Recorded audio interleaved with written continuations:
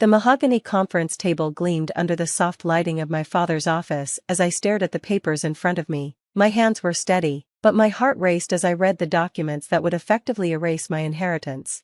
"Just sign here, Alexandra," my father said, tapping the bottom of the page with his Mont Blanc pen. "It's for the best." Really, my name is Alexandra Chen, and at 25, I was about to sign away my $2 million trust fund to my younger sister, Sarah, not because I wanted to, but because my parents had made it clear I had no choice. "I don't understand," I said, looking up at my father's impatient face. "The trust was set up by grandfather for both of us. Why does it all need to go to Sarah?" My mother, perched on the edge of her chair like she was afraid to wrinkle her designer suit, cleared her throat. "Darling, you know how Sarah is. She's free-spirited. She needs this safety net." Free-spirited. That was their polite way of saying my 22-year-old sister had never held a job for more than 3 months and had dropped out of college twice. Meanwhile, I had graduated summa cum laude from Yale and was already making 6 figures at an investment firm. "And I don't need a safety net?" I asked, keeping my voice neutral.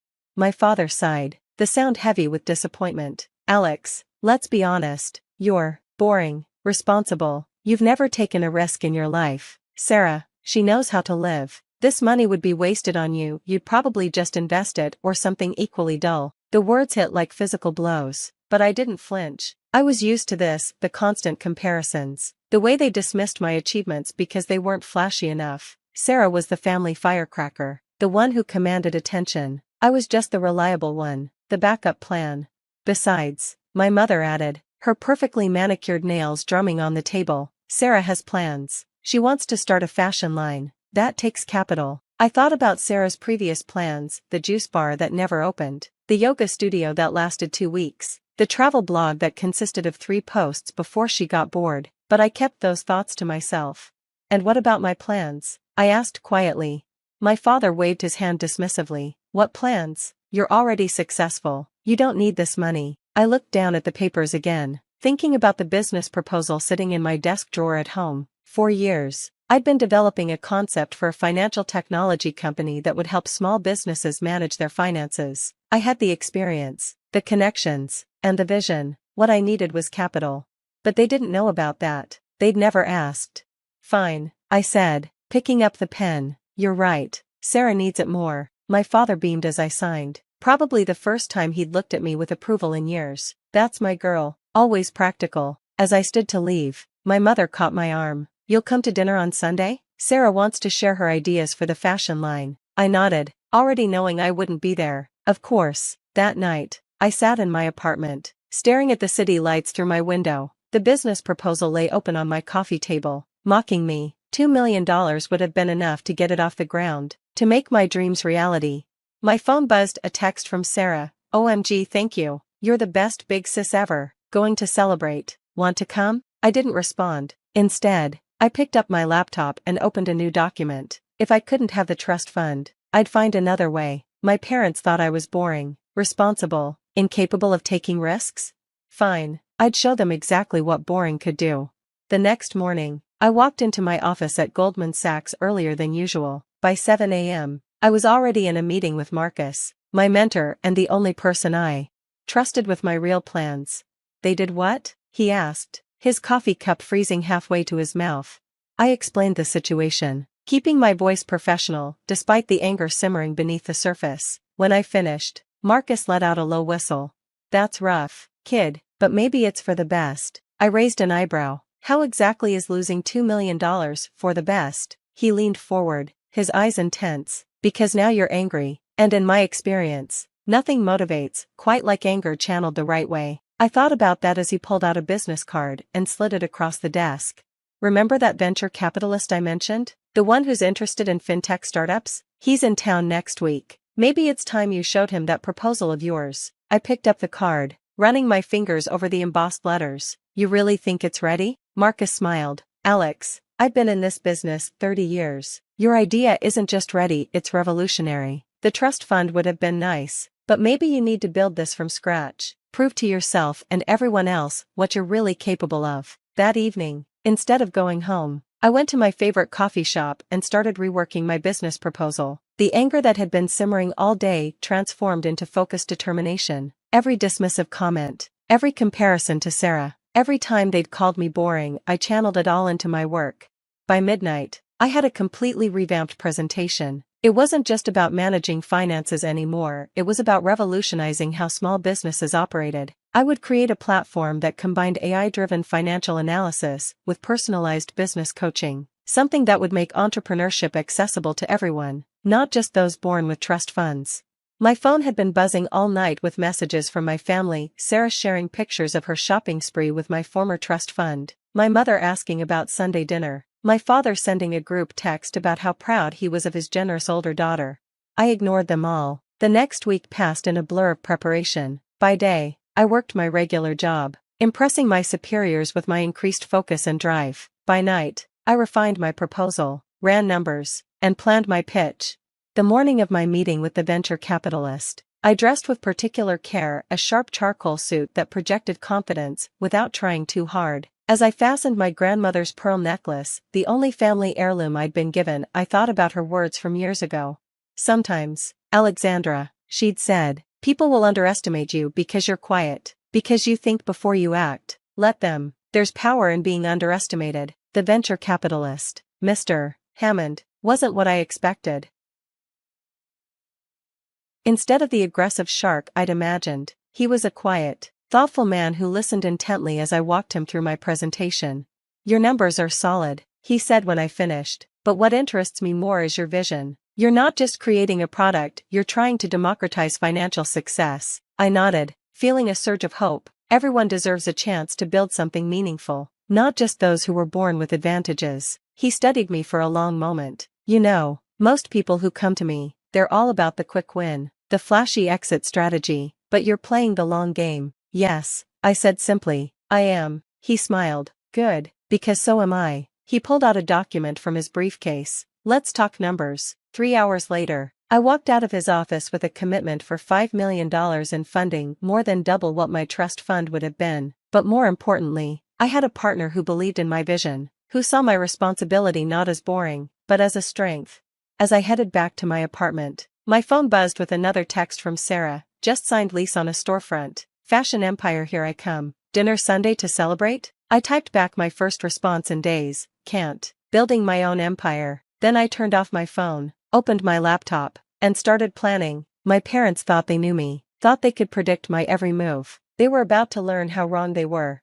1 year after signing away my trust fund, I stood in an empty office space in downtown Manhattan, surrounded by the bare bones of what would become Ascend Financial Technologies. The morning sun streamed through floor-to-ceiling windows, illuminating the dust motes dancing in the air. The contractors can start next week, Marcus said, reviewing the plans on his tablet. He'd left Goldman Sachs to become my COO, believing in my vision enough to take the risk. We should be operational within a month. I nodded, walking the perimeter of what would soon be our main workspace. And the development team? All signed, top talent from Google, Amazon, and a few promising startups. Your reputation is already attracting the best. My reputation. It was strange to think how much had changed in a year. Mr. Hammond's investment had opened doors, but it was our initial beta testing that had really turned heads. Small businesses using our platform were showing unprecedented growth rates, and word was spreading fast. Have you heard from your family? Marcus asked carefully. I shook my head. After my cryptic text to Sarah, I'd maintained minimal contact. Christmas cards, brief responses to group messages, polite excuses for missed family dinners. They knew I was working on something, but in their world, if it wasn't making headlines or throwing lavish launch parties, it didn't register. Sarah's fashion line had opened with great fanfare, my trust fund paying for a glamorous storefront and a star-studded launch party. Last I heard, they were already struggling to make rent. They'll notice soon enough, I said, turning back to the plans. But first, we have work to do. The next few months were a blur of 18-hour days and endless decisions. I threw myself into every aspect of the business, from fine-tuning our AI algorithms to personally meeting with our first major clients. My apartment became more of a storage space than a home, my life revolving around the office and our growing team. 6 months after we moved into the office, we hit our first major milestone, 1,000 active business clients, with a waiting list growing daily. The New York Times ran a feature on us, highlighting how we were transforming small business finance. That evening, as I was reviewing the latest performance metrics, my assistant knocked on my office door.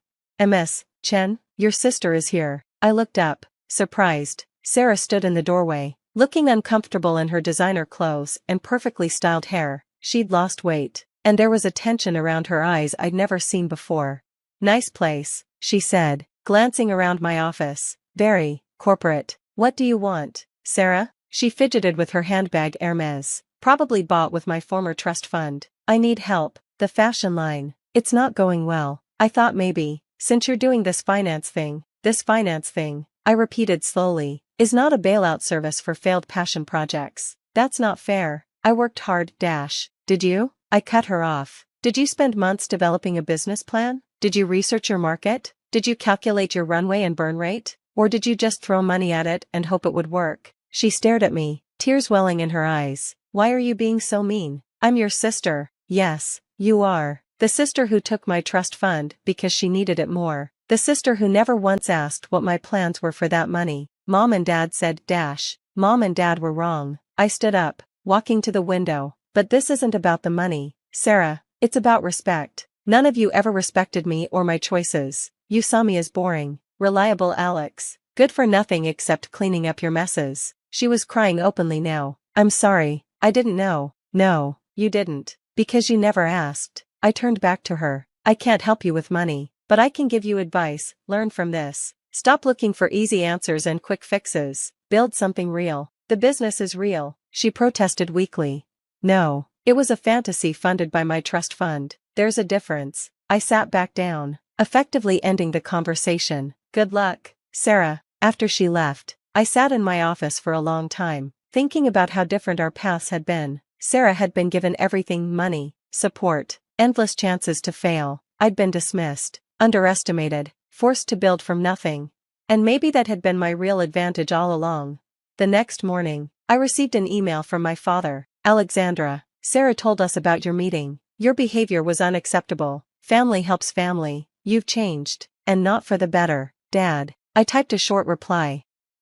You're right, I have changed. I'm not your backup plan anymore. I'm the CEO of a company that's about to change the financial industry, and I did it without your help or approval, Alexandra. Then I turned back to my work. There would be time for family drama later. Right now, I had an empire to build. 3 months later, Ascent Financial Technologies was valued at $100 million after our Series B funding round. The Wall Street Journal ran a profile calling me the future of fintech. Our client waiting list had grown to over 10,000 businesses. And still, my family didn't really understand what I was building. They saw the headlines, heard the buzz, but to them, it wasn't real success, not like Sarah's fashion line had been, with its glamorous parties and society connections. That was about to change. I scheduled a board meeting for the following week, knowing my parents would see the announcement in the business press. Sure enough, my mother called the next day. Darling, why didn't you tell us about this board meeting? Your father knows several excellent potential board members. The board is already set. Mom, I interrupted, but you and Dad are welcome to attend as observers. In fact, I insist. There was a pause. Well, yes, of course, we'd love to. I smiled as I hung up. Everything was falling into place. The morning of the board meeting, I arrived early to ensure every detail was perfect. The conference room on the top floor of our building offered a stunning view of the city. The table was set with leather portfolios containing our latest financials, and the catering was immaculate. My parents arrived 15 minutes early, dressed as if for one of their charity galas. My father's eyes widened as he took in the scope of our operations, the hundreds of employees, the energy humming through the office. Alexandra, he said, trying to maintain his usual authoritative tone, this is impressive. I smiled politely. Thank you. Shall we begin? The board meeting began precisely at 9 a.m. I sat at the head of the conference table, my parents positioned near the middle where they could see everything exactly as I'd planned. Welcome everyone, I began, standing to address the room. Before we discuss our quarterly results, I'd like to introduce our newest board member. The door opened, and Mr. Hammond walked in. My father straightened in his chair. Even he knew who David Hammond was. Many of you know Mr. Hammond as our first investor, I continued. What you might not know is that he's just agreed to lead our Series C funding round, with a valuation of $500 million. The room erupted in quiet murmurs. My mother's hand flew to her pearl necklace, her nervous tell. My father's face had gone slightly pale. But that's not all, I said, Clicking to the next slide, we're also announcing our acquisition of Chin Global Solutions. Now my father did react, jerking forward in his chair. Chin Global Solutions was his company's main competitor in the import-export business, a company that had been steadily eating away at his market share for the past year. How? What? He sputtered. I smiled. Oh, I should mention, we've been quietly backing Chin Global's digital transformation for the past 8 months. Our AI-driven logistics solutions have helped them capture 40% of the market, which is why they were happy to become part of Ascend's growing portfolio. The blood drained from my father's face as he finally understood. While he'd been dismissing my company as some vague finance thing, I'd been systematically building the tools that would revolutionize his industry, and I'd helped his biggest competitor use them first. Now, I continued, moving to the next slide, let's talk about our expansion plans. The rest of the meeting passed in a blur of numbers and projections, each more impressive than the last. My parents sat in stunned silence as board members praised our growth, our innovation, our vision for the future. When the meeting ended, my father approached me as others filed out.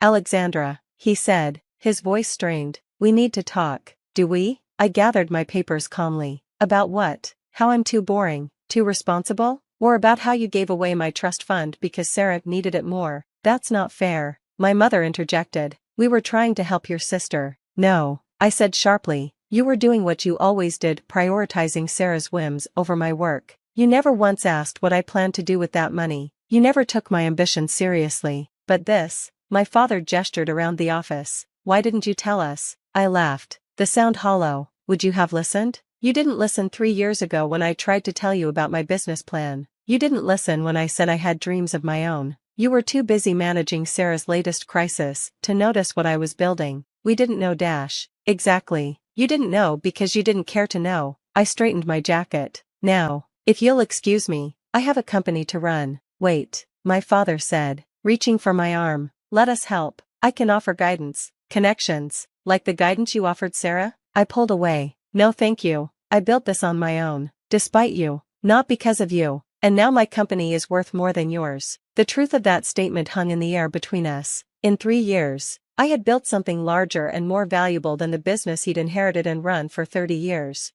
What about your sister? My mother asked quietly. Her business failed. I finished. Because you gave her money without making her earn it. You didn't do her any favors. As if on cue, my phone buzzed with a text from Sarah. Just heard about your company. I'm so sorry, Alex, for everything. At least one of them was learning. You can't just shut us out. My father protested. We're family. Family? I turned to face them fully. Family respects each other. Family listens. Family doesn't dismiss dreams as boring just because they don't understand them. I walked to the window, looking out at the city skyline. I'm not shutting you out. I'm showing you who I've always been, the person you were too busy to see. The question is, are you finally ready to pay attention? They were quiet for a long moment. Finally, my mother spoke, her voice small. We were wrong, Alexandra, about everything. Yes, I agreed. You were. Can we start over? My father asked.